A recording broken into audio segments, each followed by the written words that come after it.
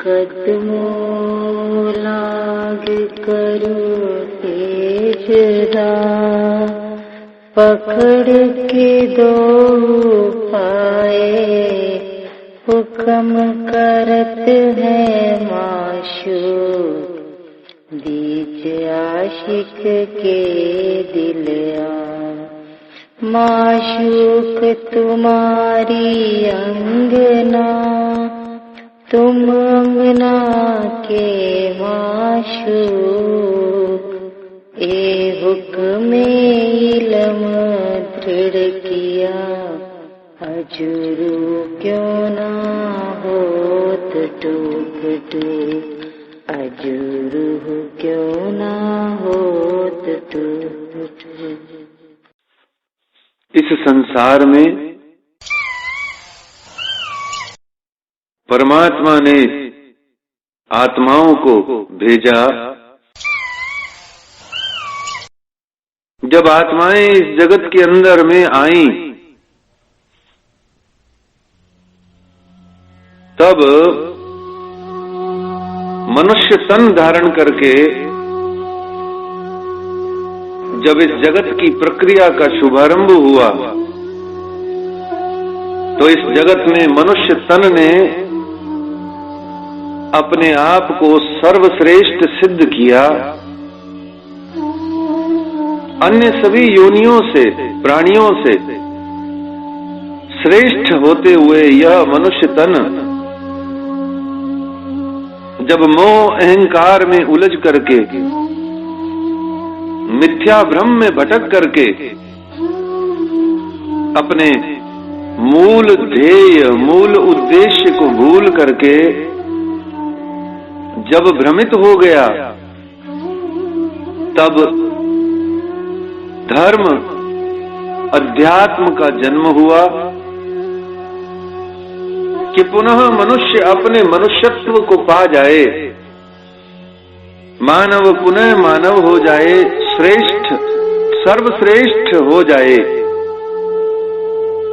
इसलिए फिर बात बनी मानवता और मानवता के साथ साथ धर्म की, तो बात बनकर के आई मानव धर्म की। मनुष्य की मनुजता को धारण किए रखने के लिए बना धर्म, और मनुज मनुज बन के रहे, इसलिए ही तो धर्म की आवश्यकता है। तो आत्माएं इस जगत में परमात्मा द्वारा भेजी गई मनुष्य तन के रूप में, और जीव समस्त योनियों के अंतर्गत है। श्री निजानंद संप्रदाय श्री कृष्ण प्रणवी धर्म के अंतर्गत महामती श्री प्राणनाथ जी महाराज अपनी श्री तारतम वाणी के माध्यम से यह स्पष्ट करते हैं कि मानव तन आत्माओं को मिला क्यों। तो कहा गया बहुत सारे कारणों के बीच में कि द्वैत का खेल दिखाने के लिए और स्वलीला अद्वैत परम धाम का स्वाद, लज्जत पहचान कराने के लिए, परमात्मा के हृदय में जो निहित प्रेम ईसक है, उस ईसक प्रेम की पहचान कराने के लिए, और परमात्मा प्रियतम स्वयं कितने इश्क प्रेम करुणा मेहरमयी है, इस बात की अनुभूति की, इस बात की पहचान कराने के लिए ये जगत संसार खेल बना। और इसके अंतर्गत परमात्मा ने अपने आदेश से, अपने हुक्म से अपनी आत्माओं को यहाँ नर तन धारण कराया, और जिसका कारण बनाया कि समस्त ब्रह्मात्माओं ने स्वयं इस खेल को मांगा, इस खेल को मांगा, और इस खेल में मनुष्य जन्म, मनुष्य तन को मांगा। आत्माओं को परमात्मा ने यूं ही नहीं भेज दिया, बल्कि समस्त आत्माओं ने कहा कि परमात्मा हमें वह खेल जगत संसार दिखाइए। तो जब आत्माओं ने कहा दिखाइए, तब परमात्मा ने उन सब आत्माओं को मनुष्य जन्म, मनुष्य तन प्रदान किया। और जब यह मनुष्य अपने भोग, अपने विलास, अपने मोह, अपने अहंकार में उलझ करके अपने इस मानव जन्म को प्राप्त करने के मूल उद्देश्य से भटक गया, तब स्वयं परमात्मा ने नर तन, मनुष्य तन धारण करके लीला करी। और भी कई कई प्रकार से आपने धर्म के माध्यम से मनुजता की पुनः स्थापना के लिए लीला करी। जब आत्मा अपने कल्याण के लिए, अपने उद्धार के लिए, अपने आनंद के लिए जब निज साधना करती है, तब वह आत्मा मनुजता को भूल करके जब बढ़ती है, तब उसकी वह जो साधना है वह अपूर्ण रहती है। और ऐसी अपूर्ण साधना से परमात्मा प्रियतम प्रसन्न नहीं होते। हमारे को चाहिए कि जब तक एक भी जीवात्मा इस जगत में जागृत नहीं है, सुप्त है, सो रही है, उसका कल्याण, उसका उद्धार नहीं है, तब तक यह धारणा कि मैं जागृत हूं, यह विफल है, अपूर्ण है। तो मनुजता को प्राप्त होना ही वस्तुतः आत्मा की जागृति है। मनुष्यता को प्राप्त करना ही वास्तव में निज सुख को प्राप्त करना है। यही अपनी जागनी जो याद आवे निज सुख, और उन निज सुखों में सर्वोपरि सर्वश्रेष्ठ क्या बताया? वह बताया ईशक, प्रेम और सेवा। और जब हम इस जगत में मनुष्य तन धारण करके यदि हम पशुवत जीवन जीते हैं, तो आत्मा की जागृति कहां से संभव है? आत्मा की जागृति तभी संभव है जब हम मनुजता को उपलब्ध होकर के प्रेम को उपलब्ध हो जाएं। तो आत्म जागृति वस्तुतः मानव धर्म को प्राप्त होना है। हमें मनुष्य तन क्यों मिला है? जब हम इस एक मूल ध्येय को भूल जाते हैं कि हमें मानव जीवन क्यों मिला, जब इस मूल बात को भूल करके हम अपने जीवन को अपने लिए जीने लग जाते हैं, तब धर्म की आवश्यकता होती है, आत्म जागृति की आवश्यकता होती है, और सर्वोपरि सबसे पहले एक सुंदर सद्भावना युक्त मनुष्य की आवश्यकता होती है।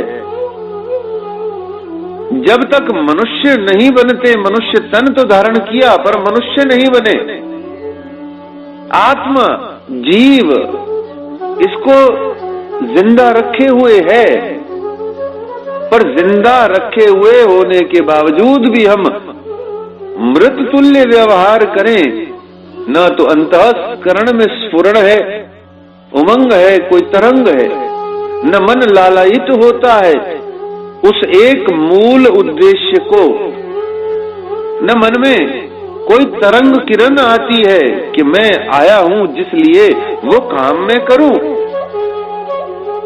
बल्कि मैं जिस काम के लिए नहीं आया और जिस काम के द्वारा मैं जो काम करने के लिए आया हूँ वो और दूर हो जाता है। मैं उसी काम को कर करके अपना जीवन गवाता हूँ। तो ये जो मूल में भूल है कि मनुष्य बन करके भी हमने मनुष्यता को नहीं निभाया या नहीं निभा पा रहे हैं, तो आत्म जागृति कहां से संभव है?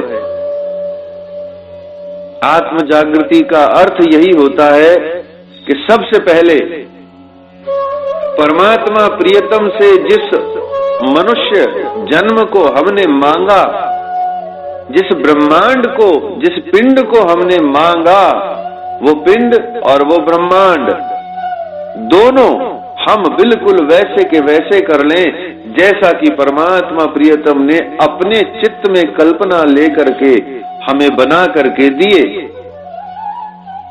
उन्होंने मनुष्य बनाया सर्वश्रेष्ठ। हम बने क्या? अपनी बुद्धि को दुर्बुद्धि में रूपांतरित करके नाम धरा लिया मनुष्य और बन गए सबसे निम्न पशु। उस एक दुर्लभतम महानतम कार्य को, आत्म जागृति के कार्य को, परमात्मा की प्राप्ति के कार्य को भूल करके हम मग्न हो गए अपने में, मैं, मेरा, मोह, अहंकार में। और अब तो ये स्थिति आन पहुंची है कि किसी भी संत के, किसी भी शास्त्र के, कोई भी सत्संग के, किसी भी प्रकार के सांसारिक दुख से, यहां तक कि मौत के डर से भी अब हम धार्मिक, मानवीय होना पसंद नहीं करते हैं। क्यों? क्योंकि बहुत ज्यादा सांसारिक होने के कारण से व्यवहार जगत में हमने अपने आप को देखा, पाया कि हम यहाँ पर फिट नहीं होते हैं। इसलिए जगत के अंदर में रहते हुए जागतिक होकर के हमने अपने जीवन को ढाल रखा है, पर वास्तव में यह सत्य नहीं, यह उचित नहीं। ये कार्य करने के लिए हम यहाँ नहीं आए। आज अधिकांश से अधिकांश चेहरों को देखो, कुम्हलाए हुए हैं, मुरझाए हुए हैं, म्लान हैं, मलिन हैं, उदास हैं, निराश हैं, कुंठा से पीड़ित हैं। ताप, दुख उनको संत्रस्त करता है। क्यों? क्योंकि मन में मानव नहीं है, मन में दानव भी नहीं है, पर वास्तव में मन में मानव नहीं है। और जब तक यह मन मनुष्य के रूप में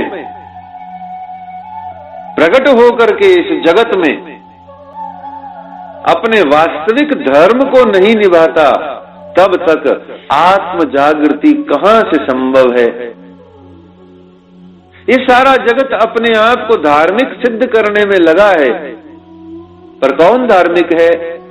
वही धार्मिक हो सकता है जो एक सद्पुरुष है, जो एक सद्भावना, मानव भाव को हृदय में लेकर के, संजो करके अपनी साधना करता है।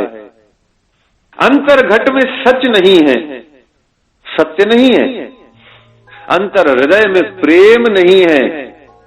अंतर हृदय शुष्कता, नीरसता, कुंठा से भरा है, चिंता से भरा है। तो ऐसे में परमात्मा प्रियतम का जो स्थान है हृदय, वहां वो कैसे आकर के बैठेंगे? तो जो उम्र, जो जन्म, जो मानव जीवन मिला, वो क्यों मिला? वो इसलिए मिला कि हमने इस जन्म को प्राप्त करके प्रियतम परमात्मा का अद्वैत स्वरूप निरखना है। द्वैत के इस जगत में आकर के अद्वैत का रस प्राप्त करना है।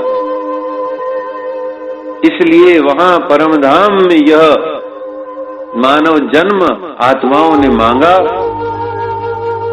परमात्मा ने दिया, जिसको वाणी ने कहा, मांग लई प्यारी उम्र ए जो रबत के बखत, और मिल गया मनुष्य तन, और संग ही संग मिला धर्म। उस धर्म के अंतर्गत मिले सदगुरु और श्री तारतम वाणी। और जिस आत्मा को यह मानव जन्म भारत देश में मिला, उसके सद्भाग्य का वर्णन करते हुए महामती जी ने स्वयं कहा, उत्तम मान को खंड भरतनो श्रेष्ठ कुली सिरदार। ऐसे चार सुंदर सुंदर पदार्थ चीजों को पा करके वृथा का निगमोरे, क्यों अपनी इस मान के दे के सुखद प्रिय अवसर को गवाते हो। ये बहुत प्यार भरे क्षणों का, बहुत प्रेममयी भावों का स्थूल रूप है मनुष्य जन्म। परमात्मा का आत्मा से जो विशिष्टतम, घनिष्ठतम, अधिकतम, एकमात्र अभिन्न प्रेम है, उस प्रेम का ये उपहार है, अमूल्य उपहार, मानव जन्म। परमात्मा द्वारा प्रदत्त अमूल्य उपहार है आत्मा को यह मानव जन्म, मनुष्य शरीर, स्थूल शरीर। अन्यथा आत्माएं मान लीजिए हैं, नूर की हैं, परमात्मा भी नूर जमाल नूर के हैं। अब नूर और नूर का आपस में मिलन तो चल रहा है, पर जागतिक जगत में स्थूल धरातल पर कोई भाव दशा का दृश्य रूप में कोई भावना नहीं है। तो परमात्मा अपनी आत्मा के संग में, आत्मा अपने परमात्मा के संग में, स्थूल जगत के अंदर में परम धाम की, वृंदावन की लीला का आनंद ले सकते हैं, लिया है। और आज समस्त आत्माओं को ये परम सौभाग्य प्रदान किया है कि हर कोई आत्मा परम धाम की वह सुखानंद मानव तन प्राप्त करके अपने हृदय में पा सकती है। इसलिए महामती श्री प्राणनाथ जी ने कहा कि वृथा का निगमो रे, कि मनुष्य जन्म पर्याप्त नहीं है, इसके साथ में तीन चीजें और जुड़ जाती हैं तो ये परम पर्याप्त हो जाता है। सदगुरु, कलियुग और भारतवर्ष की धरती पर जन्म। यदि भारतवर्ष की धरती पर जन्म न लेकर के विदेश की धरती पर जन्म लेते तो आज जो संस्कार, जो सुख, जो आनंद हमको यहां प्राप्त है, सुलभ है, वो विदेशों में नहीं है। और यहां पर भारतवर्ष में भी यदि जन्म लेकर के पशु योनि में जन्म लेते तो भी वह सुलभ नहीं है। और यदि भारतवर्ष में जन्म मिला, मनुष्य रूप में मिला, पर सद्गुरु नहीं मिले तो बात जमेगी नहीं। और यदि मान लो भारतवर्ष में जन्म मिला, मनुष्य तन के रूप में जन्म मिला, सद्गुरु भी मिले, पर कलयुग नहीं मिला, तो जब कलयुग नहीं मिलेगा तो कल की अवतार से मिलन कैसे होगा। अक्षरातीत परमात्मा की जो परमधाम की ब्रह्मात्माएं हैं वो तो कलयुग में अंतिम चरण में आनी है।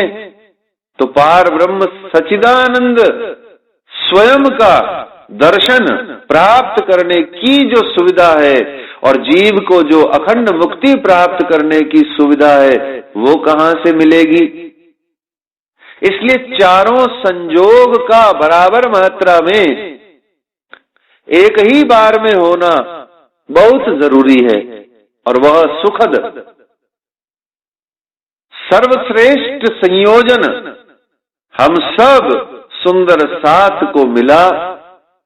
और फिर भी मिलकर के भी हमने अपनी आत्मा की साधना भी अपने स्वार्थ के लिए करी। हमने सोचा कि हम अपनी आत्मा को जगा लेंगे तो मेरा काम पूरा हो जाएगा, मेरी बात पूरी हो जाएगी, पर वास्तव में यह सत्य नहीं।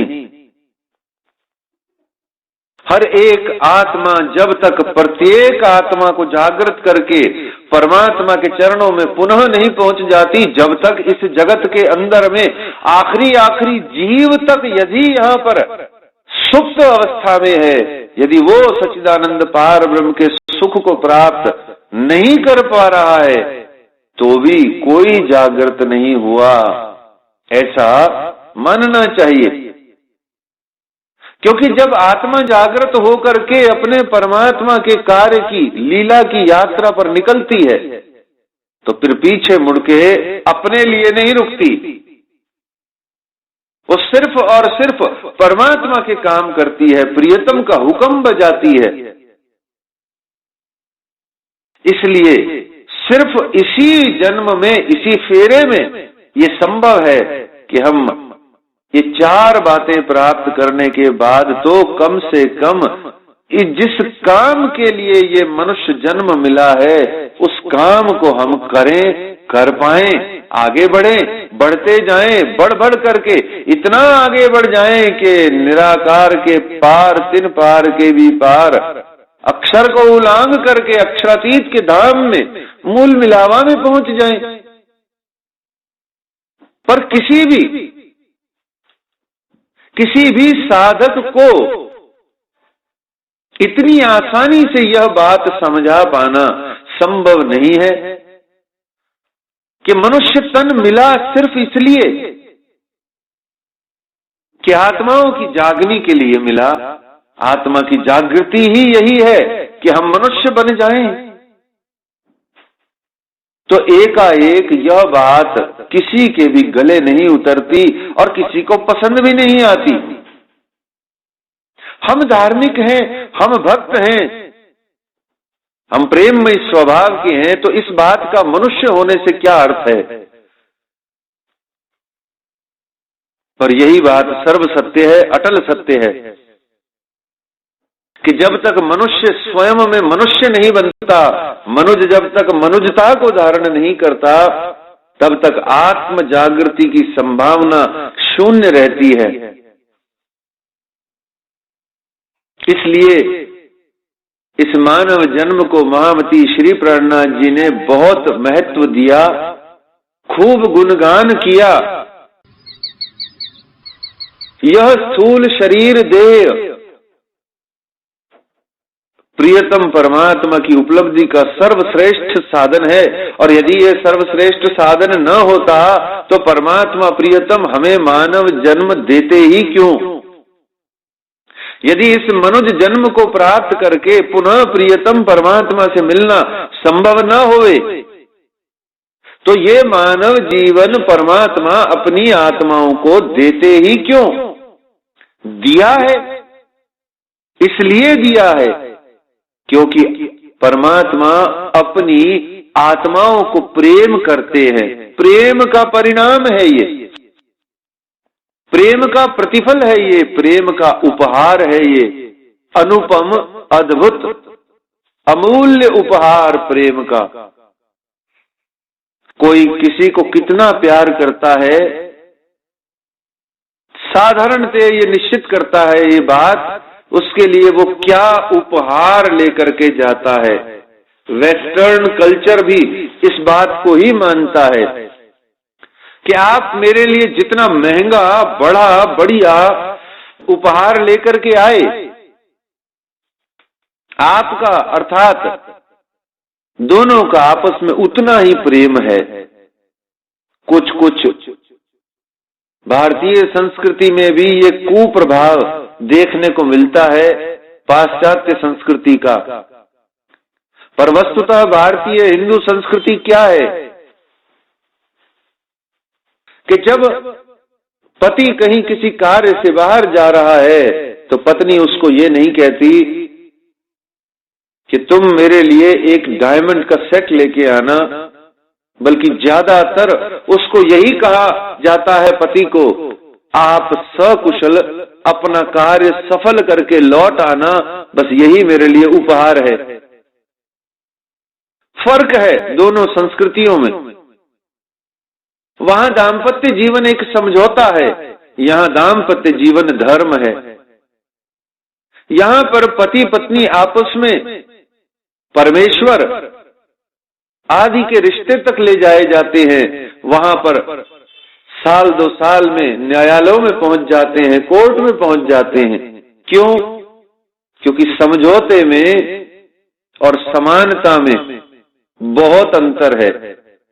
यहां पति और पत्नी प्रेम के कारण से समान है, वहां समझौते के कारण से जीवन जिया जा रहा है। तो यह प्रेम का उपहार है मनुष्य तन। तो परमात्मा हमको सबसे ज्यादा, अधिक से अधिक जितना कर सकते हैं उतना प्रेम सिर्फ हमसे करते हैं। इसलिए परमात्मा ने अपनी आत्माओं को सर्वश्रेष्ठ तन मनुष्य का विशेषकर मकसूद ध्येय पूर्ति के लिए, उद्देश्य पूर्ति के लिए हम सब आत्माओं को दिया। हम सब आत्माओं ने भी परमात्मा को सर्वश्रेष्ठ, सबसे बढ़िया चीज दी। जितनी बढ़िया से बढ़िया चीज आत्माएं परमात्मा को मनुष्य तन प्राप्त करके दे सकती हैं वो उन्होंने दी, और उसका नाम है हम परमात्मा को भूल ही गए, पूरा का पूरा भूल गए। गुंजाइश ही नहीं छोड़ी कि परमात्मा नाम की कोई चीज भी होती है। शक, उपहास, परिहास, अहंकार, अकड़ ने परमात्मा को हमसे इतना छोटा बना दिया कि हमने परमात्मा को परमात्मा ही नहीं रखा। तो परमात्मा ने दिया अमूल्य उपहार, हमने भी दिया अति अमूल्य उपहार। इतना अमूल्य उपहार हमने दिया कि जाओ हम तुम्हें भूल ही जाते हैं, और भूल गए। अब ये जो मूल में भूल है इसका छुटकारा जरूरी है। तो महामती श्री प्राणनाथ जी ने कहा कि जो अमूल्य उपहार देकर के प्यार जता सकता है और जताने पर प्यार बेवफाई को प्राप्त होता है, तो ये देवदास नहीं है परमात्मा। ये परमात्मा बावरा मजनू नहीं है। ये परमात्मा सन की फरा नहीं है। ये परमात्मा है, और ऐसे परमात्मा बड़े चिपकू आशिक हैं, और इतने चिपकू आशिक हैं कि तू लाख भूल जा, तू करोड़ पर्दों में छिप जा, तू अपने आप को मल, आवरण, विक्षेप, माया, न जाने रिश्तेदारी, व्यक्ति, पदार्थ, मोह, अहंकार, कामिनी, कंचन, कीर्ति, किसी के अंदर भी अपने आप को ढांप ढांप के बैठ जा, पर ये आशिक परमात्मा अपने उस अमूल्य उपहार के उद्देश्य की पूर्ति का भान कराने के लिए, उसका भान करा के, पहचान करा करके तुम आत्मा को पुनः परम धाम ले जाने के लिए तुम्हारे ही हृदयों के बीच में सूक्ष्मतम गुफाओं में जाके बैठा है, जहां धड़कन की ढप लुप धड़ धड़ की आवाज आती है। ये वही प्राण प्राणनाथ होके वहां बैठ जाता है। अब ऐसे में कौन भूल सकता है कि मानव जन्म क्यों मिला? चाह करके भी, भूल करके भी याद तो आता है, पर निभाया नहीं जाता है, सो एक अलग बात हो जाती है। पर पता जरूर चल गया कि मानव जन्म क्यों मिला, कि मानव जन्म इसलिए मिला क्योंकि परमात्मा को प्राप्त करना है, और ऐसे परमात्मा को प्राप्त करना है जो पहले से ही प्राप्त है, हृदय के भीतर में विराजमान है। अब जो प्राप्त है उसको प्राप्त करना ये बहुत कठिन काम है। जो प्राप्त न होवे उसको पाने का प्रयास किया जाए तो कुछ बात समझ में आती है। जिसको पाया ही हुआ है भाई उसको कैसे पुनः पाया जाए, इसी का नाम है धर्म, इसी का नाम है आत्म जागृति की साधना। और इसके लिए चाहिए सदगुरु, सदग्रंथ। तो महामती श्री प्राणनाथ जी ने श्री तारतम वाणी में कहा कि हमको मानव जीवन परमात्मा ने अपने प्रेम के उपहार स्वरूप दिया, क्योंकि वो हमको बहुत ज्यादा प्यार करते हैं। उनका हम पर अत्यंत स्नेह है। इसलिए महामती जी ने स्पष्ट कहा कि ये चारों चीजें मिल गई तो वृथा का निगमो रे, अरे काहे को समय खराब करते हो। करोड़ों अरबों लाखों मुद्राएं, स्वर्ण मुद्राएं दे करके इस मानव जीवन के अदखिन एक क्षण को भी खरीदा नहीं जा सकता। यदि वह क्षण अदखिन हमने स्वयं अपने दुरुपयोग के लिए हमने उसको नष्ट कर दिया तो आप चाह करके भी अपना बिताया हुआ पल करोड़ों अरबों रुपए में भी वापस नहीं खरीद सकते। इसीलिए सेठ लोग जो होते हैं वो कहते हैं टाइम इज मनी। जितना टाइम को यूटिलाइज कर लिया उतना रुपया मैं पैदा कर लूंगा। कोई कहता है मेरा 1 मिनट में 1000 रुपया आमदनी है।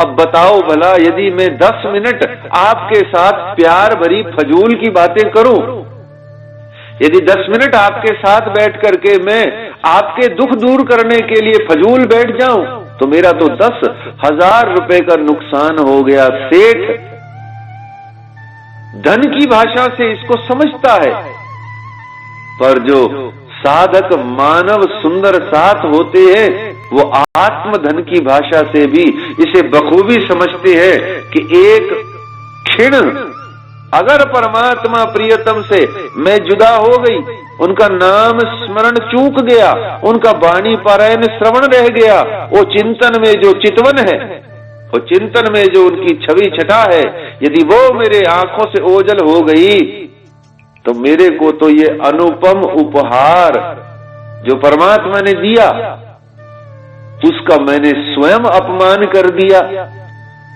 तो अपमान से बेहतर है कि हम अपनाए रखें इस बात को कि इसी मनुष्य जन्म के फेरे में, मनुष्य जन्म के इसी फेरे में मुझको वो अखंडतम निध प्राप्त करनी है, जिस निध को पाने के लिए, जिस निध को अपने हृदय में उपजाने के लिए मेरे प्रियतम परमात्मा ने मुझको अपने हृदय में से वो अनुपम अद्भुत उपहार मुझको दिया, मनुष्य जन्म, मानव जीवन।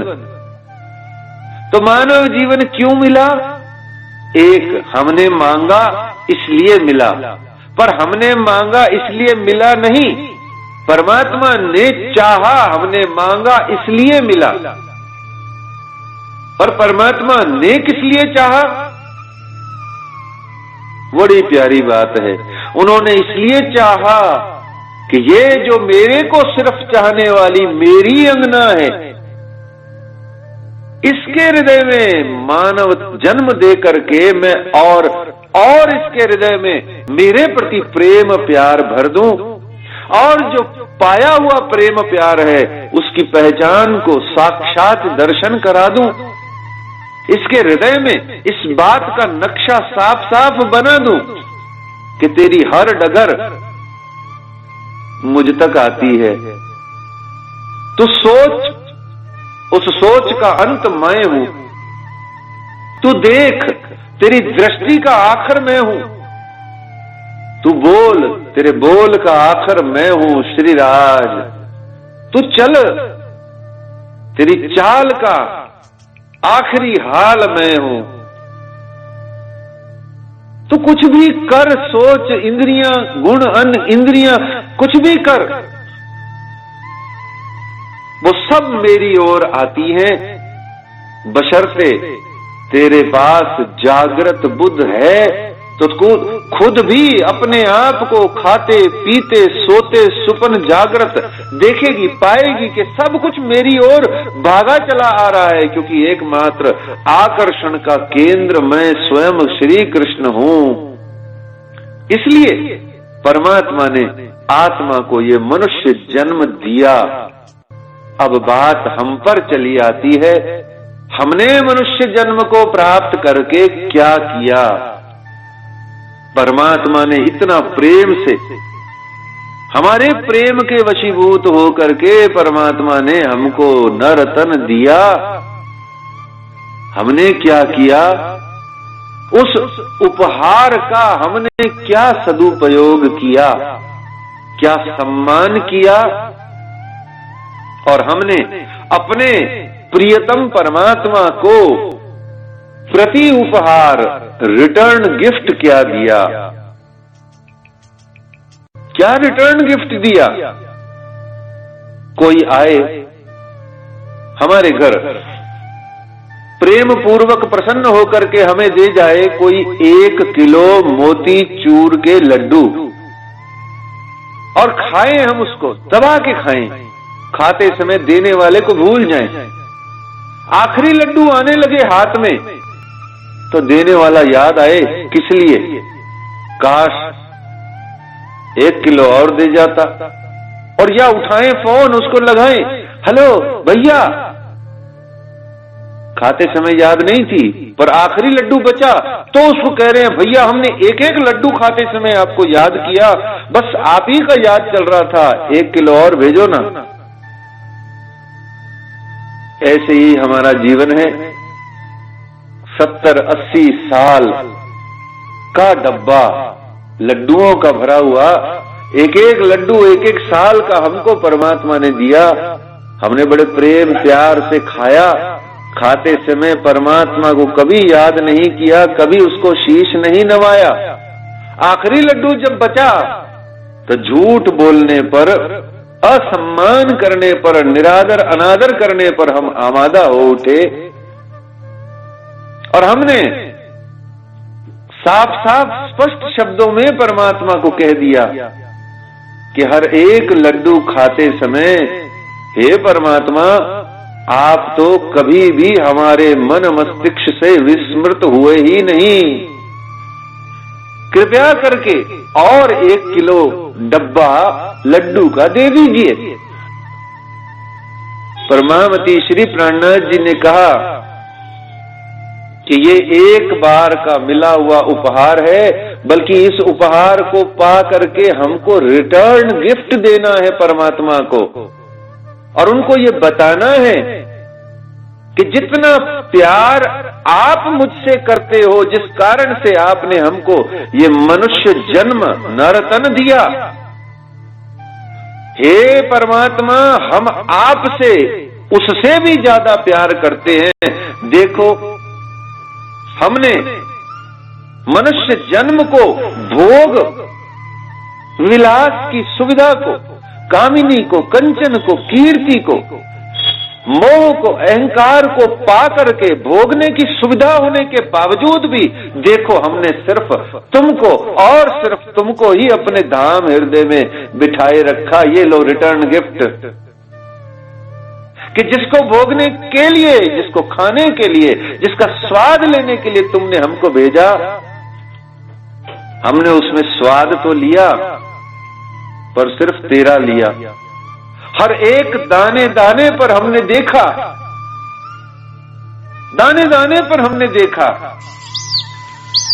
कि फुल्ला नूना तोड़ी माल, वे पत्ते पत्ते विच श्याम मेरा बसदा।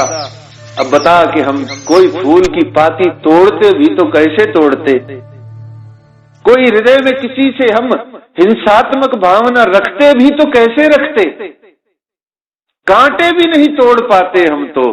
उन कांटों में भी परमात्मा तेरा प्रेम दिखाई देता है, तू दिखाई देता है। इस प्रकार से हमको महामती जी स्पष्ट करते हैं कि मनुष्य जन्म को जिसने पाया, क्यों पाया, कैसे पाया और पाकर के करना क्या है, अगर ये जिसने सिर्फ तनिक रंचक मात्र जान भर लिया, उसको यह समझ में आ जाएगा टाइम इज मनी। वो सेठ बाणिया की तरह हो जाएगा और आत्मधन को प्राप्त करने के लिए सदा सर्वदा लालायित रहेगा।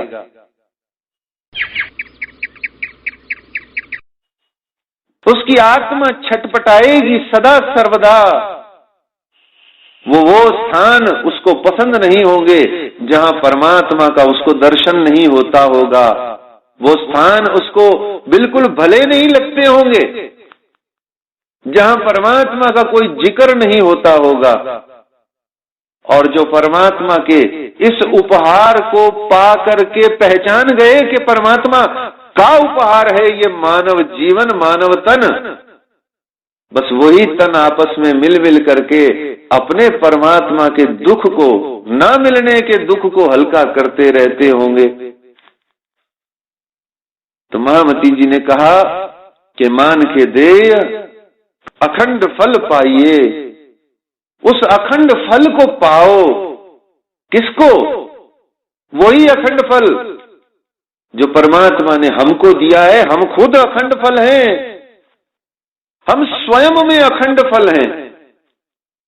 स्वयं धनी ने कहा कि इस पिंड में ब्रह्म दृढ़ किया, जो यहां में ब्रह्म सत्ता न होती,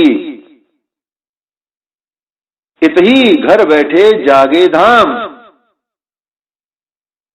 इसी मानव जन्म के फेरे में अखंड फल मिलता है। और अर्थात मिलता है का अर्थ यही तो अखंड फल है। ये मनुष्य जन्म, ये मानव तन, ये 70-80 बरस का जीवन ही अखंड फल है, या कहा जाए हो सकता है। लेकिन कब?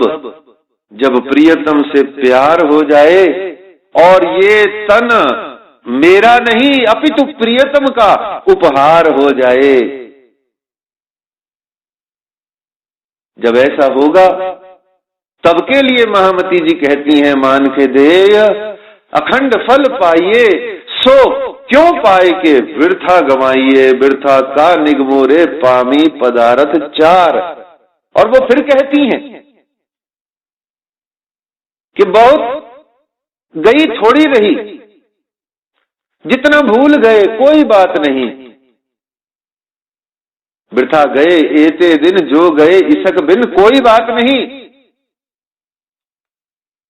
मान के देय अखंड फल पाइए, सो क्यों पाए के वृथा गवाइए। कहती है कोई बात नहीं, जितना गंवा दिया कोई बात नहीं, जितना बचा है उसको संभाल ले, उतने में भी वो अखंड तत्व मिल जाएगा। संत तो यहां तक कहते हैं कि निकलती हुई आखिरी श्वास भी यदि प्रभु सिमरन में निकलती है तो वैकुंठ पक्का है। इसी प्रकार यदि परमधाम की आत्माएं यदि स्थूल नर तन, मानव तन धारण करके अंत समय में भी, अंतिम समय के अवसरों में भी यदि अपने धाम धनी परम धाम परमात्मा का प्रेम का, लीला का सिमरन करती रहती हैं, तो परम धाम का दरवाजा खुला मिलेगा। शास्त्र कहते हैं अंते नारायण स्मृति। अंत समय में आखिरी श्वासों में नारायण नारायण का उच्चारण होते रहना चाहिए। पर वह उच्चारण टालने से नहीं होता, पालने से होता है। टालते जाओगे जिसको, वो टलता टलता हमें ही टाल देगा। पर जिसको पालते जाओगे, पल पल जिसको पालते जाओगे, वो पल पल पालते पालते एक दिन हमको प्राण वल्लभ के पलने में झुला देगा। फिर वो हिंडोले हमारे हो जाएंगे, वो सुखपाल हमारे हो जाएंगे। तो अंत समय में जिन्होंने स्मरण किया, तो ये तो एक वाक्य है, पर अंत समय में स्मरण करने के लिए प्रारंभ से स्मरण किए रहना पड़ता है। तो अखंड फल को पाना अर्थात जिस दिन जिस घड़ी जब कभी भी पालोगे से लेकर के आखिरी घड़ी तक जो मिलेगा वो भी अखंड होगा। पहले पहल मिला वो भी अखंड था, आखिरी घड़ी मिलेगा वो भी अखंड होगा, क्योंकि अखंड का अर्थ ही वो है जो पूर्ण है, जो पूर्णातिपूर्ण है, जो संपूर्ण है, विशुद्ध रूप से पूर्ण है, वो ही वास्तव में अखंड होता है। जो आज मिला कल न मिलेगा, मिल करके चला जाएगा और फिर आ जाएगा, ये तो जगत संसार का परिवर्तनशील नियम है। इसमें परम धाम का सिद्धांत लागू नहीं होता। परमात्मा प्रियतम का केहर कया तीर त्रिगुड़ा, ऐसा तीर प्रेम बाण का छाती में धसता है कि कुंडा मार के बैठ जाता है। अब तो बाहर निकल ही नहीं सकता, अंदर कुंडा लग जाता है प्रेम बाण का। खींचोगे तो आतड़ियां फेफड़े की नसें बाहर आ जाएंगी, मृत हो जाओगे। नहीं खींचोगे तो भी दर्द के मारे तड़प तड़प के एक दिन मर जाओगे। ऐसा बाण, प्रेम बाण तो ऐसे लगत हैं, अखंड होते हैं ये। इसलिए महामती जी ने कहा, मान के देय अखंड फल पाइए। और अखंड फल क्या है? पहचान जाओ कि मैं पशु नहीं हूं, मेरा काम आहार, निद्रा, भय और कामना नहीं है। मेरा कार्य सिर्फ कामिनी, कंचन और कीर्ति को प्राप्त करना नहीं।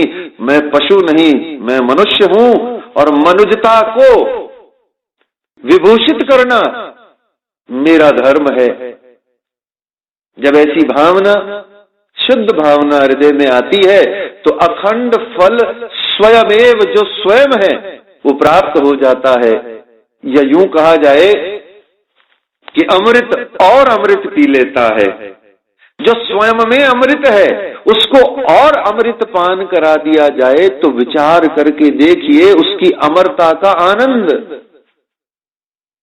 तो जो आत्मा सदा सर्वदा अखंड है उसको एक नश्वर तन दिया जाए और उस नश्वर तन से यदि वो अखंड परम धाम के कार्य कर ले, सेवा कर ले, तो आत्मा जो सदा सर्वदा पहले से ही चैतन्यमयी, अखंड, आनंदमयी, प्रेममयी है, वो कितनी अखंड हो जाएगी। इसीलिए कहा प्राप्त की प्राप्ति बहुत कठिन है। जो पहले से ही पाया हुआ है, भला उसको और कितना, कहां तक, कितना कितना, कैसे कैसे पाया जाए। बात ही गले नहीं उतरती। मेरे गले में शॉल लपेटी हुई है, अब मैं यही शॉल और कैसे लपेट लूं? भाई लपेटी हुई है, पर इसी को लपेटना है सजगता से, जागृत पहचान से।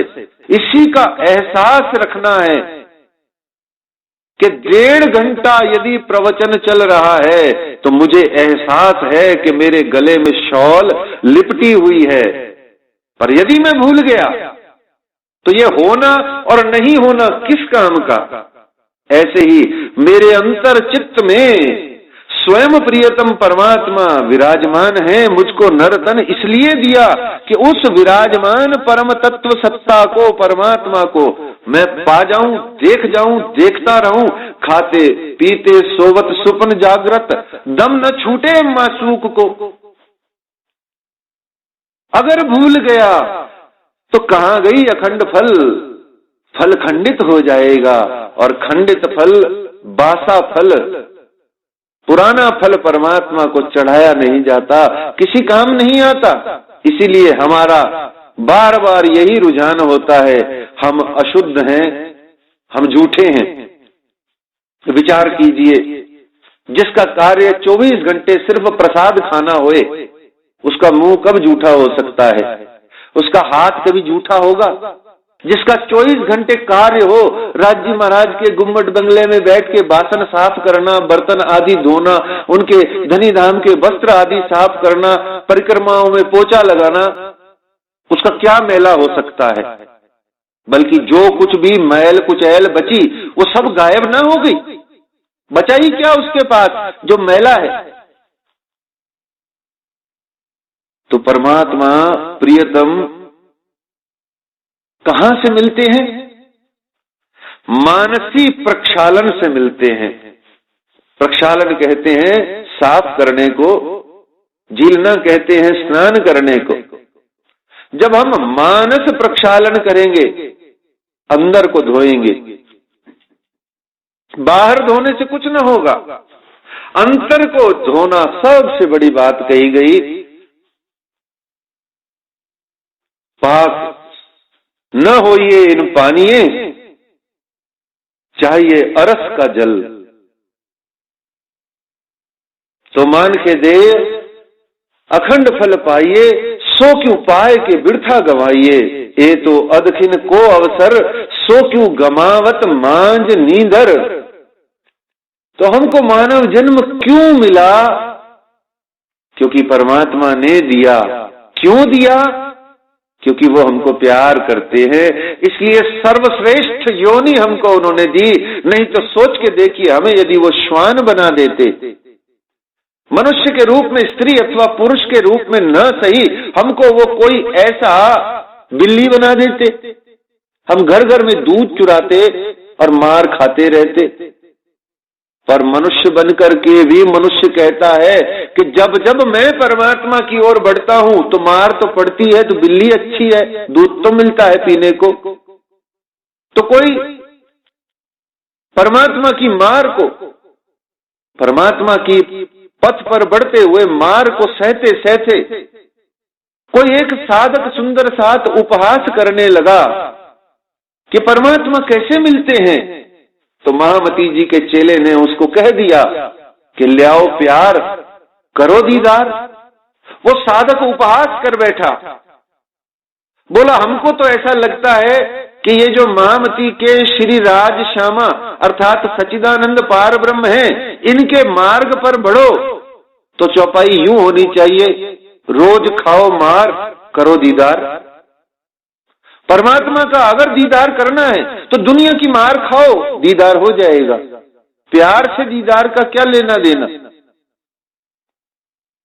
पर ये मार बड़ी प्यारी है। दुख थे पीयूज मिलसी, सुख न मिलया कोई। दुख थे विरह उपजे कहा। तो मानव जन्म प्राप्त करना मुख्य बात थी, और वो परमात्मा ने हमको दिया। परमात्मा ने हमको क्यों दिया? क्योंकि परमात्मा को ही हमने इसी जन्म के अंदर में प्राप्ति करके हमने सिद्ध करना है, इसलिए हमको दिया मानसी प्रक्षालन, आत्मा को शुद्ध करना। तो धनी ने अपनी वाणी में खुद कहा, अंतरंग शुद्ध कीजिए, मानसी प्रक्षालन कीजिए। आत्मधनी पहचानिए, निर्मल एही उपाय। महामत कहे समझ धनी के, ग्रहिए सो प्रेमे पाए। अब प्रेम के लिए उन्होंने बल दिया कि तुमने जब ये एहसास कर लिया कि मनुष्य जन्म, मानव जन्म क्यों मिला? इसलिए मिला क्योंकि परमात्मा ने दिया। किस लिए दिया? कि वो हमको बहुत प्यार करते हैं और उस प्यार के उपहार स्वरूप हमको ये मिला। अब हमारा कर्तव्य बनता है कि पलट करके हम उनको प्रति उपहार, रिटर्न गिफ्ट क्या देते हैं। तो कहा गया रिटर्न गिफ्ट यही है कि हम मानव जन्म प्राप्त करके मानव धर्म को निभाते रहें। ये उनके प्रति उपहार है, रिटर्न गिफ्ट है। मनुज होके मनुजता के रूप में विभूषित रहे। और जब मानव जीवन को जीते हैं तो यह सरलतम बात कि मनुजता को निभाना, जटिलता को प्राप्त हो जाती है। ये सरलतम बात क्लिष्टतम कठिनतम हो जाती है और इतने ताप, अनुताप, संताप, कष्ट, पीड़ा, बाधा, इतनी दुख त्रासदियां संत्रस्त कर देती हैं जीवन को कि ये जो मनुज जन्म, मनुज धर्म, मानव धर्म, मनुष्यता को निभाना आदि, ये सब कवि की कल्पनाएं लगने लग जाती हैं। पर यही वास्तव में परमात्मा को देने वाला एकमात्र उपहार है कि जटिलतम विपरीत परिस्थितियों में भी धाम के धनी आकीन, न छूटे सुहागनी जो पड़े अनेक विघ्न। तू लाख बेर कोशिश करना धनी, जितना मारना है मारना, पीटना है पीट लेना, जितना उघाड़ना है उघाड़ देना, लालदास बना देना मुझको लक्ष्मण सेठ से। पर याद रखना, मेरे दिल के अंदर शाकुंडला अवतार छत्रसाल महाराज के ईमान को हे धाम के धनी तू बिगाड़ न पाएगा। ल्याओ आकीन, कहे छत्रसाल, असलू पाक हुए निहाल। तो जटिलताओं के बीच में रहते हुए भी हमको परमात्मा प्रियतम को याद करना है, उनका स्मरण करना है। और यही सत्य, प्रेम, करुणा, मानव धर्म निभाना ही ब्रह्म सृष्टि की रीत है। यही ब्रह्म सृष्टि की रीत। जब हम कभी प्रयास करें इस पथ पर बढ़ने का और स्वयं को पाएं कि हम ब्रह्म सृष्टि के रूप में कौल फैल हाल निखार नहीं पा रहे, हम सूर्य की भांति परमात्मा के, ब्रह्म के, ब्रह्मात्मा की भांति हम चमक नहीं पा रहे, तो भी निराश न होएं। अपने हृदय में भाव बनाए रखें, ब्रह्म सृष्टि का दावा लेके चलें। अंगना होने की बात हृदय से हटाएं नहीं। और सूरज ना बन पाए कोई बात नहीं, दिया बन के जले। सूरज ना बन पाए तो बन के दीपक जलता चल। फूल मिले या अंगारे, सच की राह पे चलता चल। क्यों? क्योंकि दिल वो दिल है जो औरों को अपनी धड़कन देता है, और जीना उसका जीना है जो औरों को जीवन देता है। हम स्वयं के लिए जिए, ये पशु की परिभाषा है। हम इसलिए जी रहे हैं क्योंकि और लोग जी पाएं, इसी का नाम मनुज धर्म है। और इसको निभाना हमारा कर्म है, हमारा धर्म है। और यही कठिनतम क्लिष्टतम बात है जिसको निभाया जा सकता है सिर्फ प्रेम से, सत्य से, करुणा से। ये सत्य, प्रेम, करुणा, सिर्फ यही श्री निजानंद संप्रदाय, श्री कृष्ण प्रणामी धर्म का अति अति अति गूढ़तम सार है। मामती जी ने साफ कहा, सत्य व्रत धारण सू पालिए, जिहां लगे उभी देह। सत्य व्रत धारण सू पालिए, जिहां लगे उभी देह। अनेक विघ्न पड़े जो माथे, तो ये न मुकिए स्नेह। तब भी अपने हृदय से इस प्रेम को जाने न देवें। क्यों? क्योंकि ब्रज में, रास में इसी प्रेम तत्व की बाढ़ ने, इसी प्रेम तत्व की आधिक्य अतिरेकता ने हमको अपने परमात्मा श्री कृष्ण के चरणारविंद में पहुंचा दिया था। और इसी प्रेम तत्व के कारण से हम जितनी भी दिन जिंदा रहे, अपनी देह को भूल के सिर्फ उस देह के मालिक परमात्मा प्रियतम की चरण शरण में रहे, उनके दर्शन में रहे, उनके दीदार में रहे, उनकी सेवा में रहे। तो जब जब प्रेम तत्व हमारे हृदय से कम हुआ, हम जाहिर हो गए। और जितना जितना प्रेम तत्व हमारे हृदय में आधिक्य में भरपूर रहा, हमसे हमारे प्रियतम जाहिर हो गए। अपने आप को जाहिर करना है परमात्मा का प्रेम कम मिलता है। परमात्मा को जाहिर कर रहे हो, सदगुरु को जाहिर कर रहे हो, तो मतलब यही होता है कि हृदय लबालब प्रेम से भरा हुआ है, अभी प्रेम में घाटा नहीं पड़ा। और जब जब स्वयं को सदगुरु मान के खुद को जाहिर कर रहे हो, समझ लो प्रेम तत्व में कमी आ गई। ब्रज की वनिताएं, ब्रज की रात की गोपिकाओं में ये बात न थी। महामती जी ने स्पष्ट कहा कि या में प्रेम लक्षण एक पार ब्रह्म सो, एक गोपियों ए रस पाया। इस संपूर्ण मानव जन्म को प्राप्त करके ब्रज में लीला करके, वही लीला आज है, सो ब्रज में थी सो ही आज है। इस काल माया के जगत में मनुष्य तन को प्राप्त करके यदि हमने एक तत्व प्रेम को प्राप्त कर लिया और उस प्रेम रस को हमने प्राप्त कर लिया, या में प्रेम लक्षण एक पार ब्रह्म सो, एक दृष्ट मोमिन की श्रुता एक राखिए, एक धाम हृदय में लेके, ये जो दोए दिल में राखत हैं, एक दृष्टि सिर्फ पार ब्रह्म सच्चिदानंद पूर्णातिपूर्ण परमात्मा श्री कृष्ण के, चाहे मुखारविंद में, चाहे चरणारविंद में, चाहे पूरे स्वरूप में, चाहे सिर्फ उनकी बंसी में, कहीं पर भी सिर्फ पार ब्रह्म के संग में एक सूरत रख करके अगर हमने प्रेम तत्व को साधा तो वो प्रेम रस बन करके भव बाधा दूर करके राधा हृदय में स्थापित कर देता है। और महामती जी ने उसी बात को कहा कि मनुष्य जन्म को पा करके यदि प्रेम तत्व को साधा नहीं तो भव बाधा दूर नहीं होती। और अगर प्रेम को साध लिया, प्रेम हृदय में लबालब भर गया, तो ये संसार पिंड ब्रह्मांड जो भव बाधा है, ये गौपद बच की भांति उलांग करके अपने धाम धनी अक्षरातीत परमात्मा श्री कृष्ण के चरणारविंद में तत्काल प्रभाव से पहुंच जाओगे। फिर पिंड छूटे, ब्रह्मांड छूटे, देह छूटे, दुनिया छूटे, संसार छूटे, घर परिवार रिश्तेदार संसार कुछ भी छूटता है, छूट जाए, जो मेरा है ही नहीं, जो मेरा कभी था ही नहीं, वो छूटता है, छूट जाए, मुझे फर्क भी क्या पड़ता है।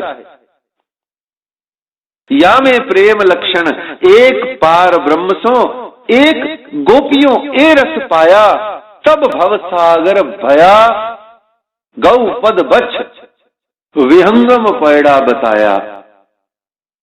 उड़ करके पहुंचना है विहंगम मार्ग से। कौन से मार्ग से? विहंगम मार्ग, वायु मार्ग से। महामती साफ साफ कहते हैं कि नूर जमाल के चौथे आसमान में पहुंचने के लिए मोमिनों को मैंने खुद 2 पंख दिए, इसक के और ईमान के। और महामत कहें ईमान इसक की, अगर ईमान और इसक चाहिए, वो 2 पंख तेरे तुझको चाहिए, तो महामत कहें ईमान इसक की। अगर ये चाहिए तो शुक्र, गरीबी और सबर लेकर के आओ, अर्थात हृदय में प्रेम लाओ, समर्पण लाओ। मानव जन्म प्राप्त करके, मानव जन्म क्यों मिला जान करके मनुजता को प्राप्त हो जाओ। मनुजता को कर विभूषित मनुज को धनवान कीजिए, श्री राज का ध्यान कीजिए, और तब जाकर के हम इस जगत में अखंडता को, अखंड फल को प्राप्त कर पाएंगे। महामती जी ने स्पष्ट कह दिया, आत्मधनी पहचानिए निर्मल एही उपाय। महामत कहें समझ धनी के ग्रहिए सो प्रेमे पाए। और इस पिंड में ब्रह्म दृढ़ है, पक्का है, दृढ़ता है कि मेरे ही दिल भीतर में परमात्मा बैठे हैं। जब इतना पक्का है तो इस मानव जन्म को, मनुजता को प्राप्त करके, नरतन को प्राप्त करके, सिर्फ और सिर्फ श्री तारतम वाणी का, श्री निजानंद संप्रदाय का, श्री कृष्ण प्रणामी धर्म का, अपने अक्षरातीत पूर्णातिपूर्ण परमात्मा श्री कृष्ण का ध्यान कीजिए। ये वाणी गर्जत मांझ संसार कीजिए। इस जगत के अंदर में चहुओर ये तारतम वाणी पसर सी 14 भवन होकर के एक एक जीवात्मा को जागृत करे। और याद रखिए, तब तक छटपटाते रहिए, तब तक अपने जीवन में चैन विश्राम नहीं पाइए, जब तक कोई एक आखिरी जीव भी अगर अखंड मुक्ति को प्राप्त होने से वंचित है, तब तक भी याद रखिए, सब साथ करूं आपसा तो मैं जागी परमाण नहीं हुआ। अभी वही हो पीऊ जगाई मोहे एकली, मैं जगाऊं बांधे जुत्थ।